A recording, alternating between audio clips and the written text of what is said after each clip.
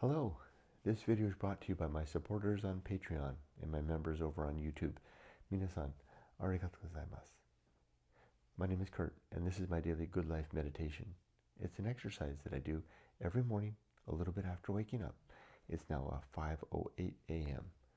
It's the 20th day of January 2024, day 322 in my countdown to retirement.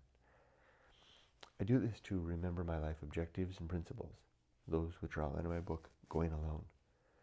I also use the time to think about the last 24 hours and how I did with the challenges and opportunities that I met. I plan for the coming day, and then I prepare myself for death. But before I do any of that, I always like to read a poem first.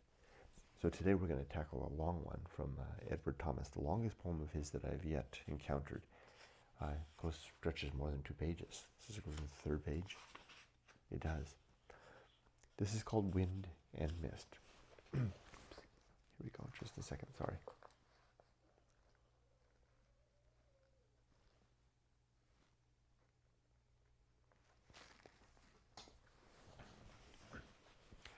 Wind and Mist. Oh, there's a footnote. Where does that footnote go? 45. It's not too often that I encounter footnotes from his stuff. Wind and Mist, written on the 1st of April, 1915. See note above in a letter to Gordon Bottomley dated 23rd of February, 1911. Thomas remarked, "The garden improves, but the clay breaks first the back and then the heart of the house." Helen Thomas wrote in World Without End. Here's a quote from Helen Thomas. I guess that's Edward Thomas's wife. "Somehow we could not love the house. The heavy oak was raw and new, and seemed to resent its servitude in beam and door, and with loud cracks would try to wrench itself free. There was nothing in that exposed position to protect us from the wind, which roared and shrieked in the wide chimneys, nor have I ever heard such furious rain as dashed vindictively against our windows. The fire of the logs, burning in the heath, seemed not to respond so much to our fostering care as to the wind, which drew it up in great leaping flames and sent sheaves of sparks into the roaring darkness." Wow, she's a good writer. "Often a thick mist enveloped us, and the house seemed to be standing on the edge of the world, with an infinity of white rolling vapor below us. There was no kindness or warmth or welcome about the house." Wow, what an image of the house. So I think that's Thomas's wife. It's coming back to me. I did read his biography. Now there's a note here about April 1st. There was a note, okay, see note above, in a letter to Gordon Bottomley dated the 23rd of February. January written. I don't see the note. In Wind and Mist written April 1st, see note above. Okay, that's, oh, I see. In a letter, see note above. Okay, let's see the note above, okay. The note above is directly above. Never mind the date. The New House, written 11th March, 1915. The house is one built for Edward Thomas by Geoffrey Lupton at Wick Green in 1909, in which he lived until 1913. Several poems refer to this house: Wind and Mist, The Path, When First. So there's 3 or 4 poems that refer to this house. I read The Path. It was just immediately before this one, wasn't it? 2 before. Okay, let's give it a try. Now we got Helen's description of the house. Let's hear Thomas's poem about it, huh? Shall we? I like her description. Now I see that wind and mist, right? With the wind she described in the hearth and around the house and battering the windows and the mist all around. Here we go. I'll do my best. Wind and Mist. They met inside the gateway that gives the view a hollow land as vast as heaven. "It is a pleasant day, sir, a very pleasant day. And what a view here, if you like angled fields of grass and grain, bounded by oak and thorn. Here is League.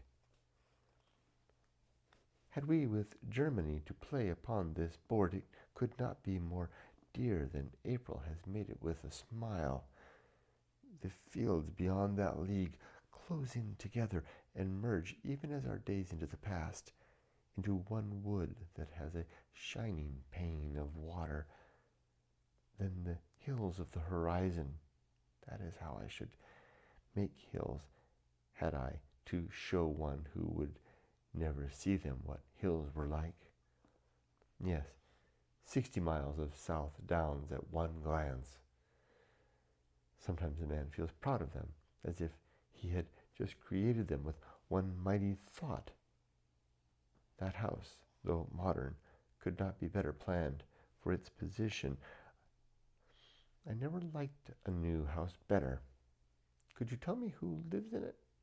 No one? Ah. And I was peopling all those windows on the south with happy eyes, the terrace under them with happy feet. Girls. Sir, I know. I have seen that house through the mist look lovely as a castle in Spain, and airier, I have thought. There, happy there to live.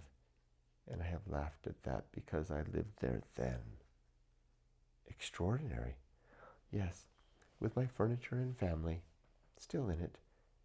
I, knowing every nook of it, and loving none, and in fact hating it. Dear me, how could that be? But pardon me, no offense. Doubtless the house was not to blame. But the eye watching from those windows saw many a day, day after day, mist, like chaos surging back, and felt itself alone in all the world, marooned alone. We lived in clouds on a cliff's edge almost, you see, and if clouds went, the visible earth lay too far off beneath and like a cloud. I do not know it was the earth I loved until I tried to live there in the clouds. You had a garden and the earth turned to cloud. Of flint and clay too. True, that was real enough. The flint was the one crop that never failed. The clay first broke my heart and then my back, and the back heals not. There were other things real too. In that room at the gable a child was born, while the wind chilled a summer dawn. Never looked gray mind on a grayer one than when the child's cry broke above the groans. I hope they were both spared. They were, oh yes, but flint and clay and childbirth were too real for this cloud castle. I had forgot the wind. Pray do not let me get on to the wind. You would not understand about the wind. It is my subject, and compared with me, those who have always lived on the firm ground are quite unreal in this matter of the wind. There were whole days and nights when the wind and I between us shared the world, and the wind ruled, and I obeyed it, and forgot the mist. My past and the past of the world were in the wind. Now you may say that, though you understand and feel for me, and so on, you yourself would find it difficult. You are all like that, if once you stand here free from wind and mist. I might as well be talking to wind and mist. You would believe the house agent's young man, who gives no heed to anything I say. Good morning. But one word. I want to admit that I would try the house once more if I could, as I should like to try being young again. Goodness gracious. Excuse me. I didn't feel like I was continuing to sneeze through that whole poem. I was. I might try this one again tomorrow. Although maybe I'll read it on my own. I think I got it out pretty good today. No, I will try it again tomorrow, and I'll record it too. Seems like there's two people talking. The one person is the owner, the master of the house. The other is someone who's commenting on the beauty of the house. And the master is telling him what it's really like. That bit at the end about being young again. Well put. That's a good poem. All right. Promote to tomorrow. As for yesterday and last night, how did I do with my checklist? Here was yesterday, the work side and the personal side. The work side, of course, it was a Saturday, so I did one thing. I did the story part. That's a term that I use relative to work. It means I prepare ready the day. I didn't finish it though. Ready the day for the Monday to follow. And then the rest of it will get promoted to today and then tomorrow. On the personal side, I had 18 items on the list. I completed all but 1, 2, 3, 4. These 4 here, this block got promoted to today. I did a lot. It was a good, solid day of not work, but of personal activities. Very productive. Had a great time at the beach. I had a wonderful lunch with my wife. We had fun, and we did our shopping. We had a nice evening and a good dinner, and I went to bed. I was climbing into bed by 7:45 p.m. It wasn't even 8 yet. I was so tired. Such an ambitious day. Really a day filled with Yumiko and I getting ready for our new life, talking about this, that, and the other thing. And Yumiko warned me. She said, "Kurt, we can't back out. We have to move forward." It's a feeling of our only chance to escape. Did I say it? Did I say it? I said it, didn't I?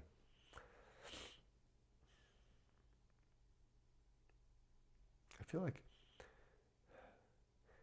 it's not more than feeling, it's thoughts. If we stayed here much longer, we wouldn't be able to get away from America. We would be trapped here. We need to escape. Now that's funny, because you might be thinking, if anyone actually sees this, you might be thinking, escape from what? It's not a bad place. America's a wonderful place to live, despite what everybody says these days. I think it's a great place to live. As the quote goes, America's been very good to me, and I think it is the land of opportunity, and it is a home of freedom, but it's not the place for my wife and I. And our temperaments and our interests are elsewhere, Japan, namely. And we might not, although it's funny, I say we can't, last chance to escape. If we stayed here long, I know why, because our jobs would kill us. Yeah, that's probably the reason. But it does feel it. I again need to give more thought to this. It feels like this is the last chance to jump across as the ship departs the gangway. The gap is opening between the dock and the boat, and the door is open, and we've got to take a run and throw our suitcases across into the ship and jump over the gap. If we wait much longer, we're not going to be able to do it. That's how it feels. Not that staying behind would be a bad thing. I'm not disparaging America one bit. It's just not the place that Yumiko and I want to be.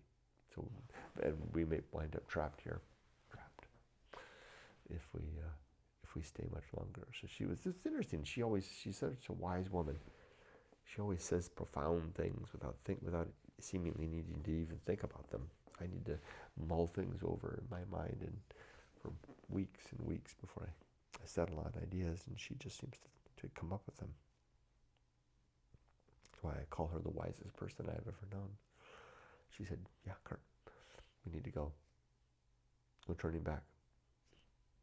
And we won't." I think she was addressing my fear, because I'm afraid. I am. I don't know why this move scares me more than any other. Although it's probably the one with the least risk. It's a ridiculous thing. The further we move into this move, the better things get. It's a strange thing.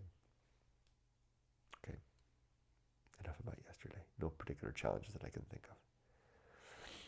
Now on to the good life. We're going to do the 8 objectives and 35 principles, but before that I want to talk about a principle called the best, no, that's not it. Moving on to today. Here's today's list. The restless man.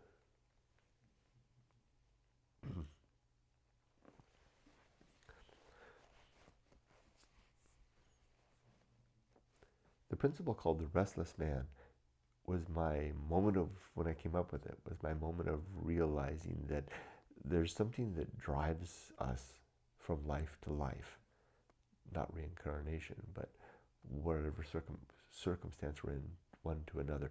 Not all people are driven so in such a way, but a lot of us are. Um, and I believe it's the thing that causes us, for example, to say, well, I've had enough of this city, I'll move on to somewhere else. Or I'm done with college, as my daughter is right now. She's done. She's ready to move on to her new life in Japan. And it propels us from circumstance to one to another. People, even one to another. New communities of friends. Like I said, not all people are like that. Some people settle down once in their life, and then they're there for the duration. Others, like my wife and I, are compelled to keep moving. My daughter may now be among that tribe. I've known many of this. Now, I have a feeling that there's a biological imperative. There's a reason for this. And it boils down to our biology. I like to picture the way that humanity has mostly been, which is the tribal hunter-gatherers. A small group of 25, 30 individuals making up a family unit, a loose collection of families brought together to help one another to form a little community. And I picture them living in a little valley somewhere, maybe in Ethiopia or something like that. I don't know, I'm just picking some place, the cradle of humanity, somewhere in Africa perhaps, small group of hunter-gatherers. And there's one of them, a young man perhaps, gets an inkling to go over the mountain beyond where they hunt, to see what's on the other side, and comes back speaking of fresh, clean rivers or streams, and ample game, and good foraging, and no competition from many other people. And maybe he collects together, a woman and maybe a few friends and couples, and they head off and start a new branch community of humans in this new valley on the other side with all the ample resources there. And then they flourish. And then later, their children, one of them decides to go still further to beyond the next ridge to do the same thing. This, in a way, would be a biologically efficient way to allow the species to thrive without competition, making use of the resources in the surrounding community, surrounding environments to create communities, making use, leveraging what is available in nature. That would be a successful way of doing things. It's how humanity spread around. I imagine, I'm no scientist or archaeologist or anthropologist, but I imagine that was one of the mechanisms by which humans spread. It's probably the way we came across the Bering Land Bridge, right? When seeking after, following the game, seeking after new resources, expanding family after family into new horizons beyond. This is the origin, I believe, of the restless man, the current feeling that we have inside some of us to go somewhere else and do something else and live another life again, all over again from one life that we do get to live in this thing that we are now. The restless man, the imperative that we feel to push forward. And then that leads to the next principle, which is called the Great Life Adventure, which I'll talk about the next time. So don't be surprised if you're one of us, one of the restless men or women, and you feel so driven to go off to new lands and new lives and meet new faces. Right.